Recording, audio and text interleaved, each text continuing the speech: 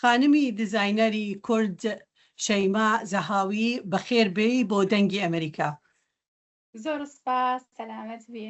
لەم هەفتەیە هەفتەی نێودەوڵەتی نمایشی نێودەوڵەتی لە ئەڵمانیا بەشداریت کرد و پەیامێکت هەبوو. پەیامەکە چی بوو بۆ بینەران و بۆ بەشداربووانی لەوێ ئەڵمانەکان ئەوروپیەکان؟ زۆر سپاس بۆ جەناب دەکەم. ئەمن بەشدار بووم لە نمایشی جلوبەرگی کوردی لە فاشن شۆ ئۆپن ئایا بەرلین. ناوم دەرچوو بە کاتێکی زۆر کەم بەڕاستی پێشکەش کەوتم بە ناوی ئەڵمانیا و بە ناوی کوردستان. ئەمن یەکەم مۆدەڵ بووم لە 4 مانگ، چونکە لە 1 مانگەوە لە 1 فاشنەکان دەستی پێکرد، بەڵام فاشنی دووەلێکە 4 مانگ بوو.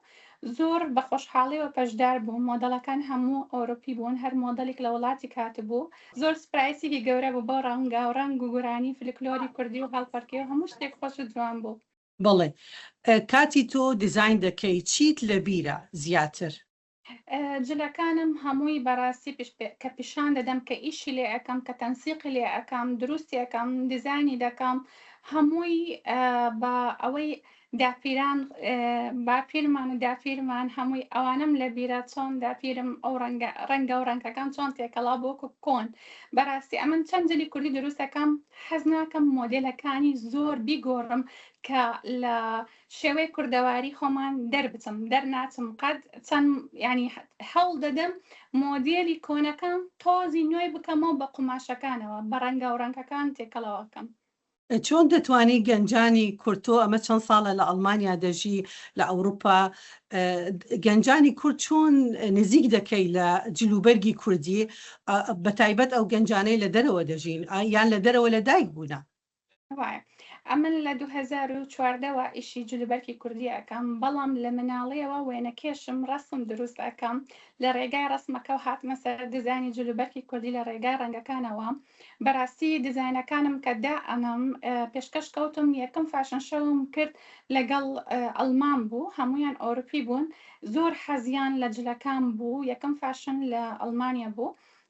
زۆر پێیان خۆش بوو. ئەنجار کە هەموو بڵاو ئەکردمەوە خەڵکی خۆمان و کوردەواری خۆمان و گەنجانی ئەوروپاش زۆر حەزیان لێ بوو. فاشنەکەم دایم موزیکی کوردی گۆرانیەکی کوردی بەکار ئەهێنم بە خۆشحاڵیەوە بەسەر بەرزیەوە شانازی پێوە ئەەکەم کە جلەکانم دەرەچی حەز ناکەم قەت لەگەڵ موزیکی ئەوروپی یان موزیکی فاشن شەوێکی نۆرمال دەربچی ئللا ئەوەی لەگەڵ گۆرانیەکی کوردی هەم خەڵکەکە حەزی لێیە. ئەمنش زۆر دڵم پێخۆشە بکەیان بینم لەسەر ستێجە، خۆیانش حەزیان لێ مۆدەڵەکان. بەڕاستی ئەوەی کۆتایی جار کە لە بەرلینمان کرد پێش 2-3 ڕۆژ، مۆدەڵەکان هەمویان ئەوروپی بوون، هەر کەسێک و لە وڵاتی کاتب بوو کە تەواومان کرد وتیان ئێمە تا ئێستاش لەگەڵم کۆنتراکەکان ئەڵەن حەزەکەین دیسان بێتەوە بۆ بەرلینیان لە وڵاتی تربیان لە شاری تربێ ئەتو پێمان بڵێ ئەمە جاریتە لەگەڵە دەرەچین. زۆر حەزیان بوو بۆ شێوەکە تەقدیممان کرد.